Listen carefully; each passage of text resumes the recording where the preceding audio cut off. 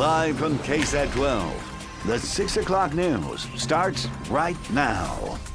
For the fifth year in a row, executions in Texas are down following a national trend. There were 9 executions in the state this year compared to 13 last year. And the imposition of the death penalty by juries has also dropped. Paul Venema has a look for you. I think we're evolving as a society, straying away from barbarism. Attorney Warren Wolf, an outspoken opponent of the death penalty, is encouraged by the numbers released this month by the Texas Coalition to Abolish the Death Penalty. They show that Texas has executed 4 fewer people this year than last year. Wolf feels that those numbers reflect a growing trend among jurors. I don't think they see erasing a human life in exchange for another one as the solution. You'll get the opposite spin from Bexar County District Attorney Joe Gonzalez. He has announced that his office will seek the death penalty for Otis McCain. He's scheduled to be tried next month, accused of the execution-style slaying of veteran San Antonio police officer Ben Marconi. Gonzalez stands by his position on the death penalty. I believe that the death penalty should be reserved for the worst of the worst. Gonzalez points out that juries do have the option of life in prison without the possibility of parole. The fact that he takes or she takes her last breath in prison and will no longer be among us may be enough. Wolf agrees and suggests that may be a factor in the number of executions trending downward. People see that and they're not as willing to execute, to vote to kill somebody. Not as willing, perhaps, but it's still an option that, in spite of growing opposition, a jury still has. Paul Venema, KSAT 12 News. Yesterday's arrest of a Bexar County Sheriff's Office civilian employee has prompted immediate changes. Today, Sheriff Javier Salazar confirmed he will be doing a full audit of current employees to make sure all background checks are accurate. Andrew Ramos, who's accused of shooting a relative on Saturday, was previously arrested for robbery in 2014.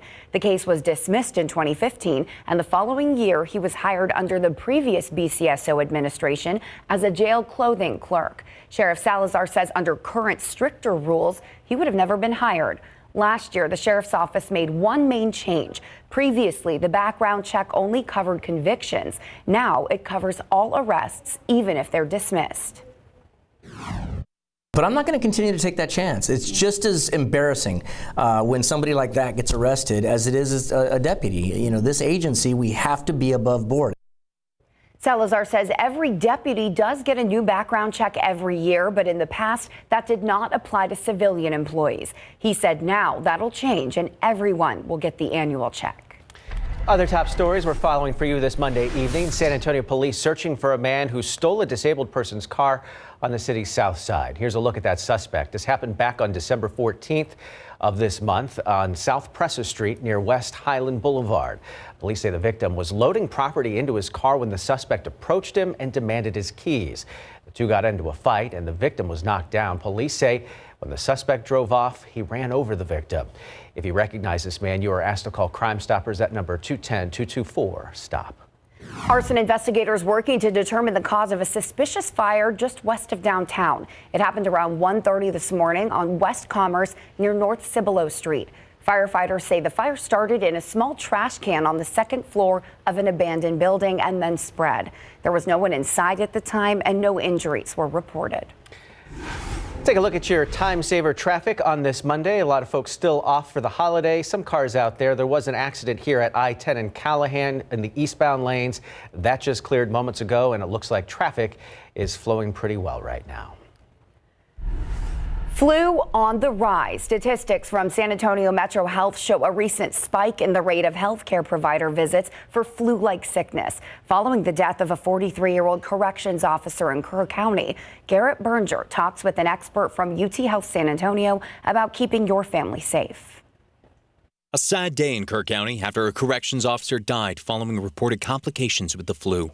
A tragic death, but an uncommon one, says infectious diseases specialist Dr. Anthony Hartzler, who says flu complications are more common in young children and the elderly. But in adults, we can also see complications in adults who have medical problems, things like heart disease, lung disease, diabetes. Nationally, Hartzler says it seems like an average year for flu. Though Bexar County and Texas numbers appear to indicate flu is on the rise, Hartzler says it's still too early to say if this will be worse than other years. Right now, the numbers show flu activity is up over the same time last year, though close to the pace from 2 years ago. You know, it's a winter illness, and so we do see spikes in the winter. Why would it peak a little earlier this year? I don't have an answer for that. And though the flu is spiking, it's not too late to get the shot. The earliest you see any decline is in February. So we have at least 1 month of peak flu season left. Not only can the shot protect you, it can keep the flu from spreading to people who are at risk. Now, even if you get the flu shot, you could still get the flu, though you'll have a lower chance of complications. So to protect yourself and others, make sure to wash your hands. And following his corrections officer's death, Kirk County's sheriff is also urging precautions. I would just also encourage everybody to get the flu shot. Garrett Berger, KSAT 12 News. The fireworks stands are open for business, but before you go lighting up the night sky on your own, there are some things to remember. Fireworks are illegal inside city limits. This year, there is no burn ban in effect. However, the Bexar County Fire Marshal tells us the ground is very dry. So to prevent fires, you should still be aware of where you are setting them off. When it comes to preventing injuries, Luke Girdley with the Alamo Fireworks says common sense goes a long way. So our products go through rigorous testing, CPSC, various things like that, but they're still explosives. These are not toys. These are not things that you should give to unattended children. An adult should be there at all times. You should keep in mind where you're shooting the fireworks. So don't be shooting them near a house or shooting them at other people, things like that.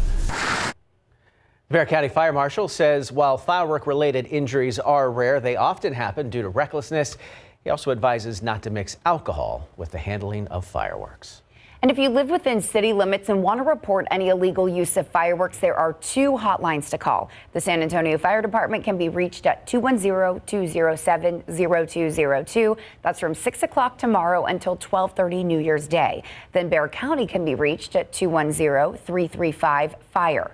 911 is only for emergencies. The use of fireworks in the city of San Antonio can result in a Class C misdemeanor, which can carry a fine of up to $2,000.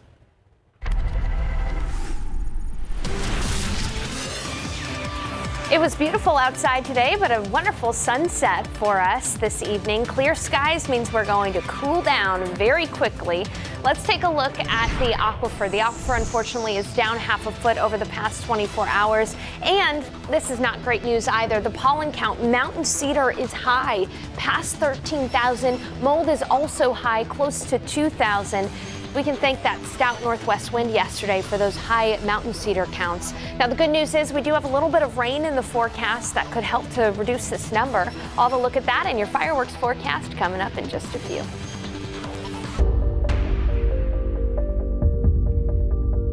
With a nation under fire, a church in North Texas now the latest to be hit by gunfire. 2 people were killed and 3 others injured during Sunday service in White Settlement, Texas. That's just outside of Fort Worth. As ABC's Romina Puga reports, the gunman who was shot to death by armed parishioners was identified. A warning, some may find the images in this story disturbing. A Sunday service in Texas interrupted after a gunman seen here in the service live stream opened fire. The gunshot sparked panic in the pews, but 6 seconds later, members of the church security team returned fire, killing the shooter, who has now been identified as Keith Thomas Kananen. 2 congregants were killed, including Tony Wallace, a deacon at the church. The citizens who were inside that church undoubtedly saved 242 other parishioners. Church member Jack Wilson is the one who shot and killed the gunman. A former reserve deputy, he'd been teaching other congregants how to shoot as part of the West Freeway Church of Christ's security measures. I don't see myself as a hero.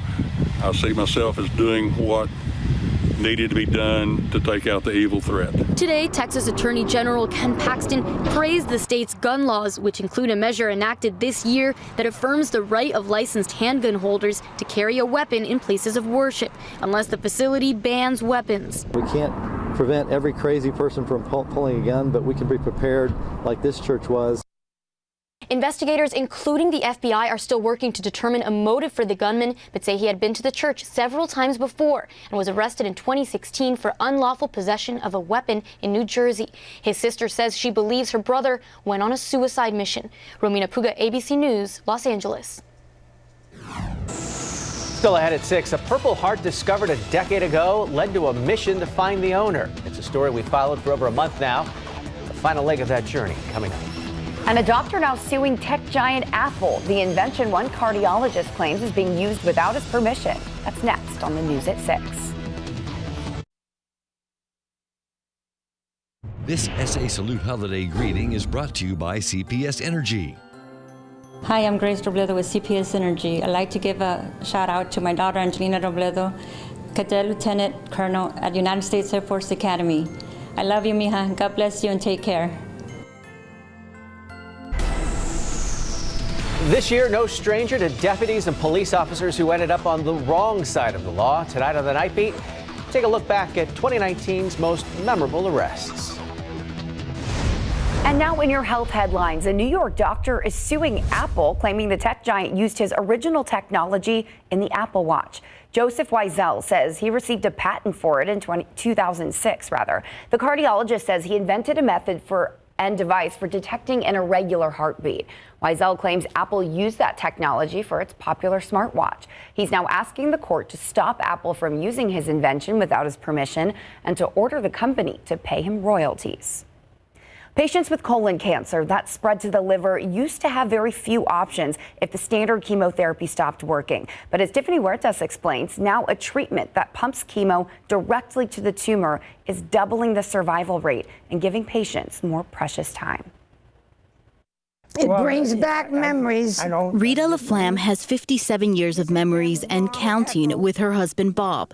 We have 2 sons and 2 grandchildren. But both were stunned when Rita was diagnosed with stage 4 colorectal cancer last year. Every year, nearly 140,000 people in the U.S. are diagnosed with colorectal cancer.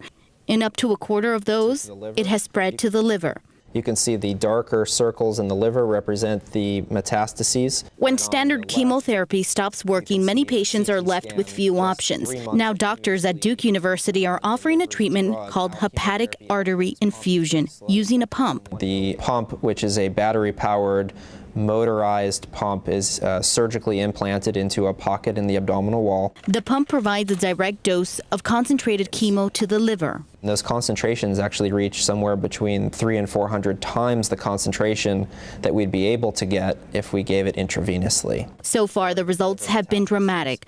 Dr. Litzkai says the treatment is used in combination with standard chemo and has been shown to double the survival rate.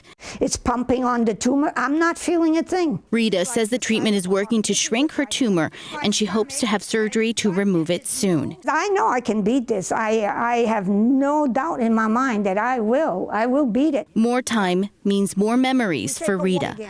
Tiffany Huertas, KSAT 12 News. So we needed the rain. You know, it had been such a nice stretch of warm weather that I forgot to turn the heat on last night, and boy, did we regret that when I woke up this morning because it was chilly in the house. It was very cold across San Antonio. Temperatures dropped down into the 30s real quick from near 70 degrees yesterday. Clear skies, calm winds.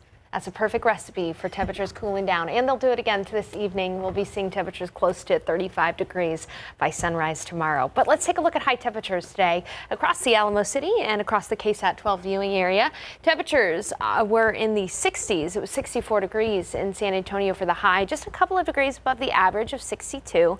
A couple of counties up in the hill country didn't escape the 50s today, and we'll be a little cooler tomorrow. But like I said, tonight temperatures will quickly cool for us. We'll be waking up near 35 in San Antonio and downtown, near 35 as well.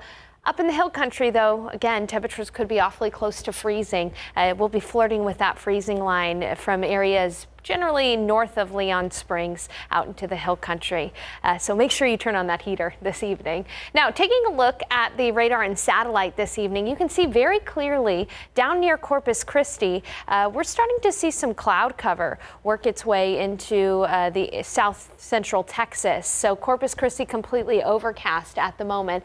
And here in San Antonio, you know, we're still seeing those clear skies. So like I said, that's the perfect recipe for seeing temperatures really start to cool down. Let's take a look at the futurecast. Tomorrow we'll be able to see clouds really increase pretty quickly. We'll start off completely sunny around sunrise, but by about the midday hours, that cloud cover is going to work its way back in, and so that when we kick off the new year at midnight, it should stay cloudy, but the cloud deck will not be low enough to really impact any fireworks shows or anything like that. So it'll still be pretty nice in the evening tomorrow as we ring in 2020. Breaking it down for you, sunny in the morning, 35 in San Antonio as we start the day, then quickly warming with a little bit of sunshine that we are going to get. We'll stay in the 50s though in the afternoon, in the upper 50s. So it is going to be a cool day. Winds will switch around from the north to the southeast at 5 to 10. And then in the evening, for New Year's Eve, temperatures will cool down to close to 50 degrees by midnight. Going to be a gray evening for us. And again, a bit on the chilly side. Here's a look at the weather setup. This is our next big rainmaker. You can see very clearly the characteristic counterclockwise swirl of a low pressure system, which is bringing some rain to Baja California. This is our next rain system, which will arrive on New Year's Day, and it'll bring us a chance for some scattered light rain. The better rain chance is going to be south of San Antonio, but hey, with drought conditions in place, we will take any little bit of rain that we can get. So get ready for the rain on Wednesday. It's going to be scattered light rain, spits and drizzles in the morning of Wednesday, but then again, intermittent light rain showers, mainly south and east of San Antonio is going to be the better rain chance, but we'll deal with that rain all day on Wednesday, the light rain. And on top of that, it's going to be a bit on the cool side too. Temperatures will be mainly in the 40s for most of the day for the first day of 2020, with us maybe topping off right around 50 degrees. And then on Thursday, we'll be able to clear out pretty nicely. And if you've been wanting to celebrate in the sunshine on the weekend, you'll be good. It'll be windy on Friday with winds gusting up to 30 miles per hour. This is not great news for mountain cedar sufferers from allergens, because although we will have the rain on Wednesday to maybe wash it out, because it's going to be windy again on Friday, that mountain cedar is probably going to go up. So I hate to be the bearer of bad news in that category, but at least I can give you some sunshine on the weekend. You know, and we need that rain, like you said, so it's nice that it's coming right after New Year's Eve. Yeah, we won't have to have the umbrella tomorrow night when we're celebrating New Year's Eve. Perfect. You can keep the umbrellas on your dress. Oh, there. yeah. I love it. I've been standing next to it. Didn't bolt earrings. Realize. Love it. Love it. All right, Alamo Bowl right around the corner. It is New Year's Eve. Alamo Bowl, always one of the best bowl games out there. This year it features Texas and Utah. Today was the final press conference for the head coaches. And speaking of final, was yesterday the final game for Cowboys tight end Jason Witten. Coming up.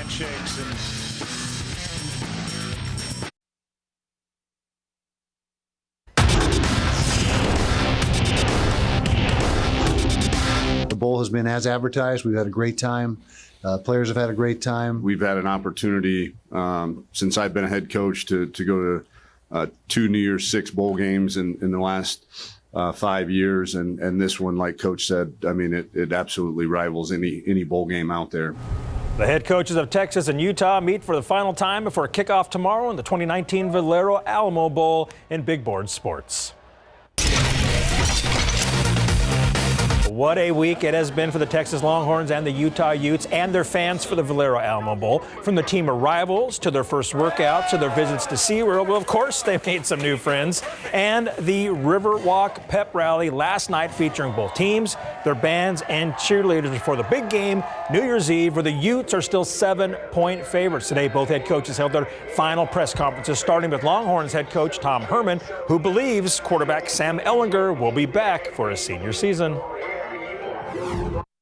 Oh, absolutely. But I do think he's got a tremendous future at the next level. He sees the game as good as any I've coached, and having coached some really good quarterbacks in my day, that's certainly no slight on them. That's testimony to him and his intelligence and his toughness, and that's going to go a long way at the next level. Fans will get a chance to see Caden Stearns help lead the Horns defense against one of the best running backs in the country, Zach Moss, who is ranked 6th in most rushing yards among all active FBS players with 4,010 yards, and get to see Sam Ellinger lead the Horns offense after throwing for 3,462 yards and 29 touchdowns. But now the Horns will face the best rushing defense in college football and a coach in Kyle Whittingham, who has the second best bowl winning percentage in NCAA history at 84%. The success is simply the hard work that the players put in. There's no magic formula that we have that anybody else doesn't have. It's not some secret practice plan or process. It's just the commitment that our players make, and we have had a good track record in bowl games, and what it's done is really perpetuated itself. Each group that comes through doesn't want to be the group that lets the previous groups down. And here is that matchup tomorrow night, 6:30 at the Alamo Dome. Pro football coverage, powered by Davis Law Firm.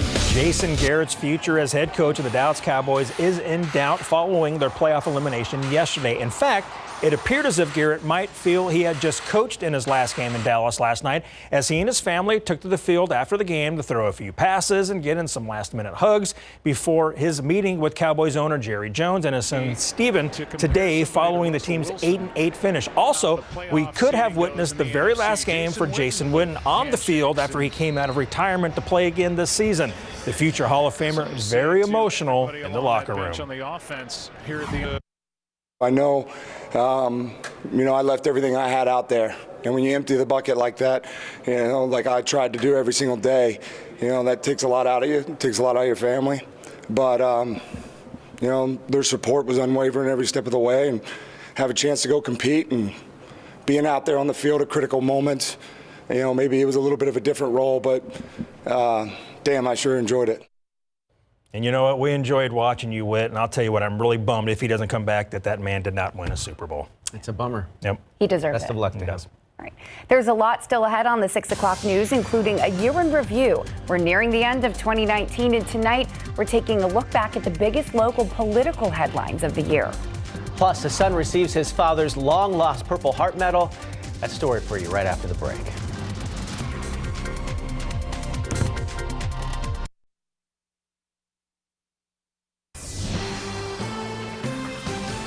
Earlier this month, we introduced you to a man who was on a mission. He wanted to return a Purple Heart he discovered to the family that it belonged to. He had it for about a decade, and as Isis Romero tells us, with the help of the Order of the Purple Heart, he was able to complete that mission today.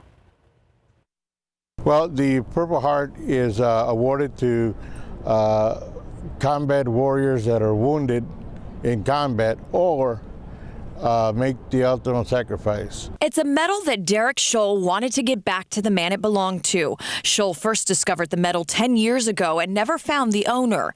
He put it aside and recently started working again to find the owner's family. I want to get it back to his family.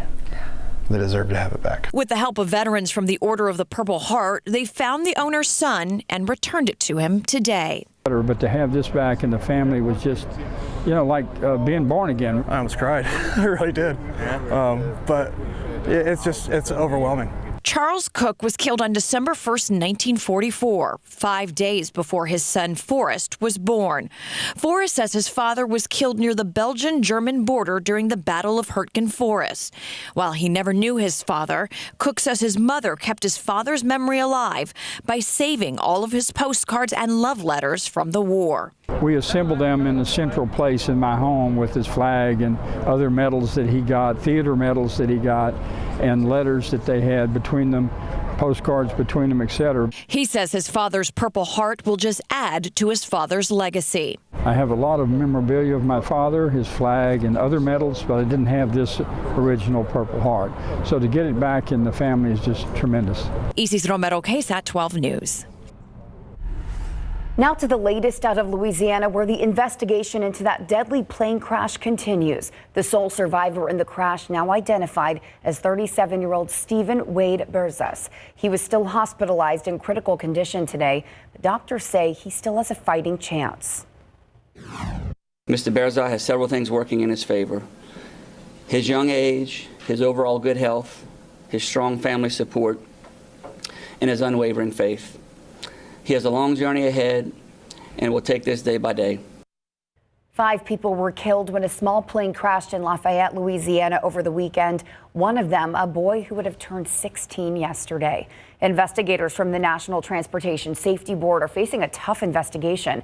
There was not a distress call, and the mangled and charred wreckage will make finding the cause of the fiery crash extremely challenging.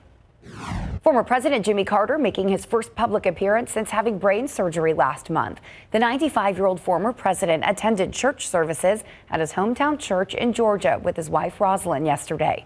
Carter typically teaches Sunday school at the church, but lessons were canceled so he could have time to recover. He has been hospitalized several times this year and is the oldest living U.S. president.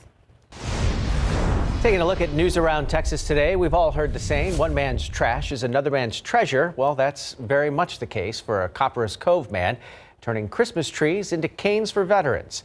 After serving in the Army for 8 years, Jamie Willis was disabled and unable to work. He received a cane from Veteran Affairs, but it kept collapsing and didn't have a whole lot of style. So in 2016, Willis decided to start Canes for Veterans Central Texas. Since then, the 50-year-old has made and delivered more than 200 canes to veterans who live all over the world. This year, Willis asked people to donate their old Christmas trees so they could use the wood to make more canes. The response was overwhelming. I never expected it to get this big, but the bigger it gets, the happier I'm getting. Willis says Home Depot also stepped in to help, donating about 400 unsold Christmas trees. Well, it wasn't a general election year, but 2019 was still an eventful one in politics, from a heated mayoral race here in San Antonio to some changes to the Texas state constitution. KSAT News at 9 producer Lexi Salazar gives us a look back at the biggest political headlines of the year.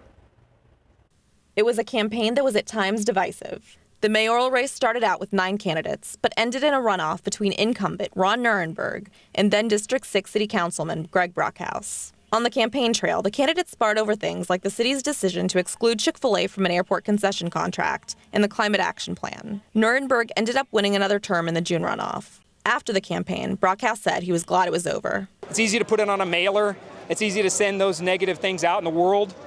But in reality, there's a family behind me that's watching that and seeing that.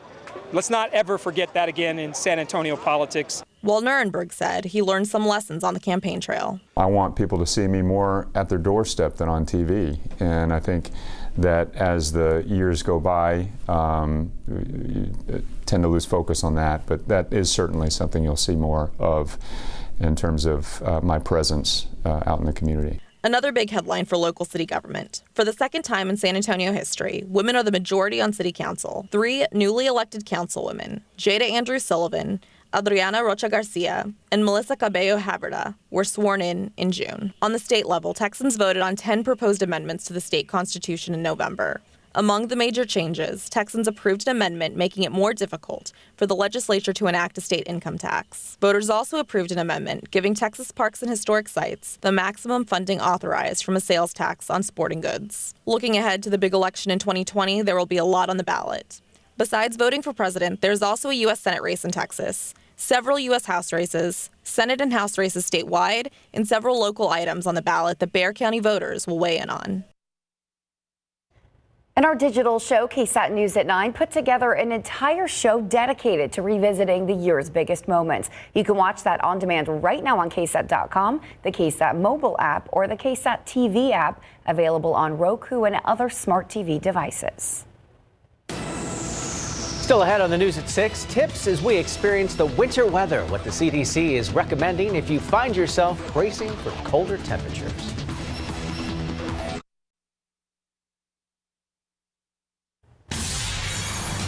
Winter is here, so now is the time to check in with family and neighbors and prepare yourself just in case those temperatures drop below normal. Patty Santos explains. Winter can mean beautiful snow and freezing temperatures, so the Center for Disease Prevention has some advice to help keep everyone safe. Young children, older adults, and outdoor pets are at an increased risk for cold weather hazards, but there are steps you can take to help protect them. Dress in layers and wear a wind-resistant, tightly woven coat with hat, gloves, and waterproof boots. At home, service your heating system and replace the batteries and smoke and carbon monoxide detectors. Clean out gutters, fireplaces, fixes and repair leaks. When traveling, let others know about your destination. Stay up to date on local weather reports and avoid places with weather alerts. When you're going to be driving, check and replace tires and keep your gas tank full. If you do get stranded, stay in your vehicle unless safety is less than 100 yards away. Keep an emergency kit and make your car visible. Turn on overhead lights, pop the hood, stay warm, stay awake, and keep moving. Patty Santos, KSAT 12 News. Take a look outside at live cam. It started out really chilly, but Sarah, it turned out to be a beautiful day. It really honestly did turn out to be a beautiful day. One of those days where you don't need to have the air conditioner on, but you may need to have the heat on this evening because temperatures will fall pretty quickly. We reached 64 today, but we're already at 58. By midnight, we'll be in the low 40s, and by the start of the day tomorrow, temperatures will be in the 30s, even freezing up in the hill country. Now, we saw plenty of sunshine today, but that is going to change tomorrow. Clouds return, and yes, a chance for much needed rain as we ring in 2020. But will that rain stay away by the time we celebrate the new year? I'll have a look at that in just a few minutes. Tim, Courtney? The Buzz next. Have you used the KSAT app lately or tried to? Maybe the stories you were looking for weren't there, or what you wanted to watch live, you couldn't find it. Yeah, me too. And I work here.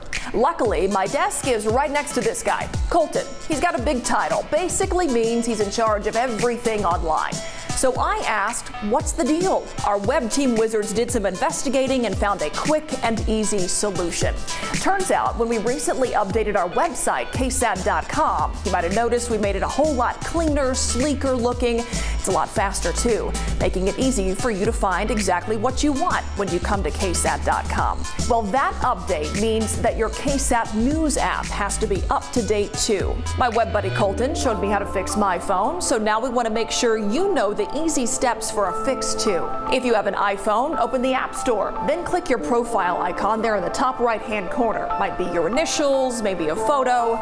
This one's a selfie from when I went to the Hoover Dam. I loved that trip. Scroll down to see pending updates. Tap Update next to the KSAT News app or Update All. Android users, we've got you too. You're going to want to open the Google Play Store. Click the menu button, those 3 horizontal bars in the top left. Then click My Apps. Find the KSAT News app and click Update. If these steps don't seem to work, just delete the app altogether and then re-download it. We have all of these solutions lined out on our website. You can find them right there at ksat.com. And happy scrolling.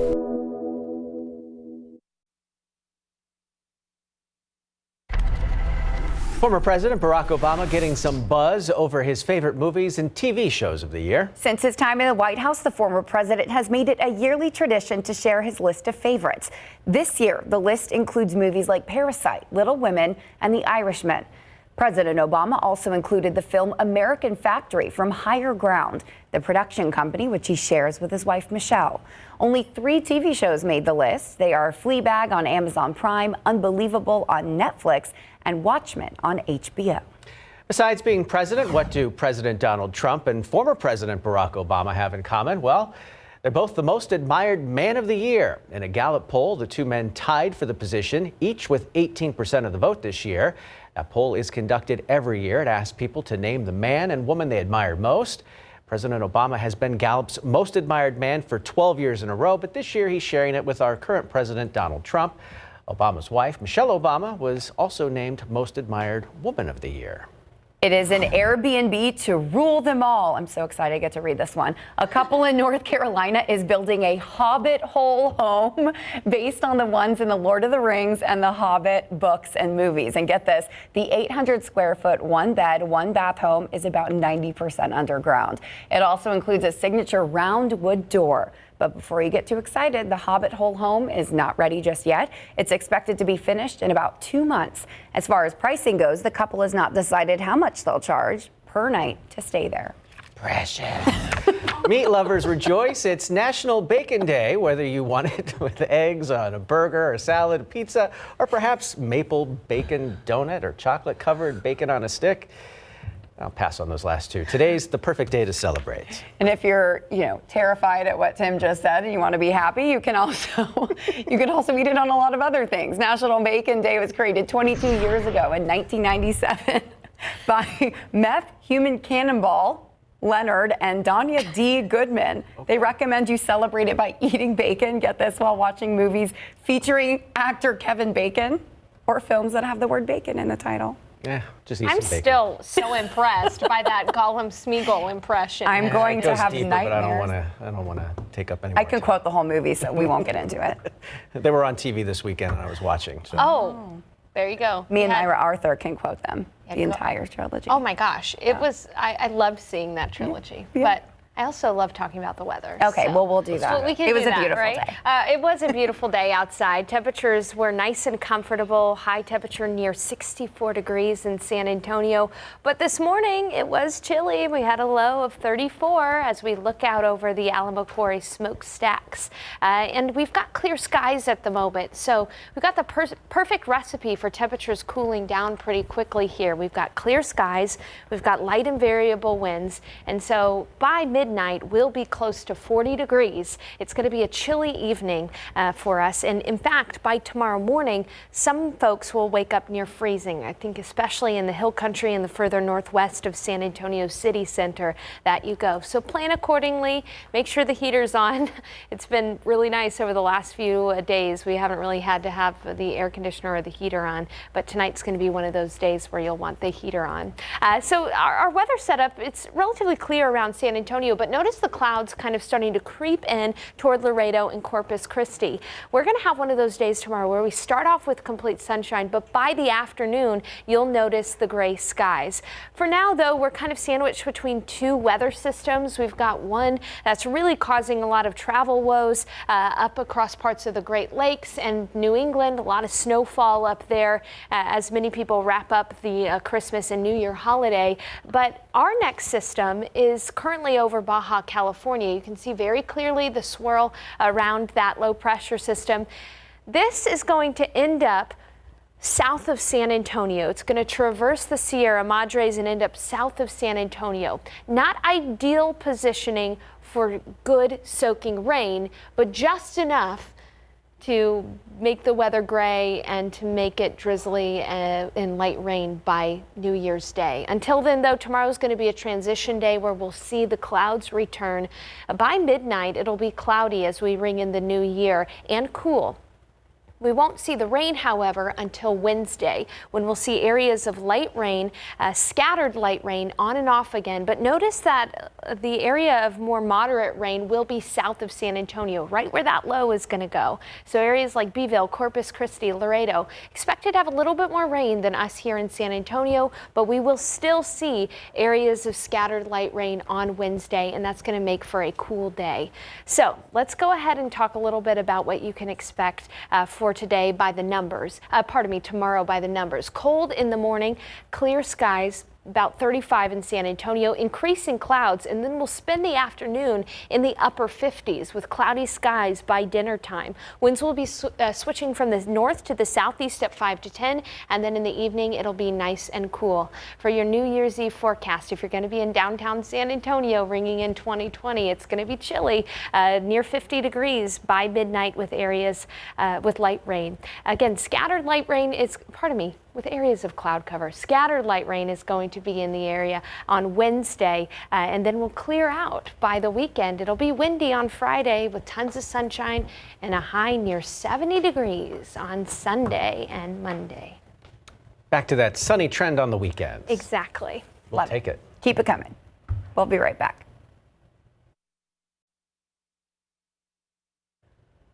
Here's today's in case you missed it. It is Monday, December 30th. First at 5, the Bexar County Medical Examiner has identified a 19-year-old man killed in an early morning shooting as Aiden Hoffman. He was a former football player at Madison High School and was signed to play at West Texas A&M University. Police say he was shot while pulling into a parking lot on O'Connor Road around 12:30 this morning. They say after he was hit, he crashed into a curb and barrier. He died at the hospital. At last check, no arrests have been made. A 43-year-old corrections officer with the Kerr County Sheriff's Office has died following complications from the flu. Sheriff Rusty Hairholzer announced that death of Stephen Walters on Sunday. The sheriff writing on Facebook that Walters had come down with the flu a little over 2 weeks ago, but then complications set in and he was hospitalized. New developments this afternoon in the latest anti-Semitic attack in New York. Federal prosecutors have filed hate crime charges against the suspect accused of slashing and stabbing 5 people who were celebrating Hanukkah inside a rabbi's home. Prosecutors filing those charges Monday against Grafton Thomas 2 days after they say he entered a rabbi's home with a machete and started swinging wildly. A couple in Weaverville, North Carolina is building an Airbnb to rule them all. The couple building a hobbit hole at a home based on one of the Lord of the Rings books and The Hobbit. The 800 square foot, 1-bed, 1-bath home, about 90% underground. The couple has not decided how much they'll charge per night to stay there, but if you don't pay your deposit, none shall pass.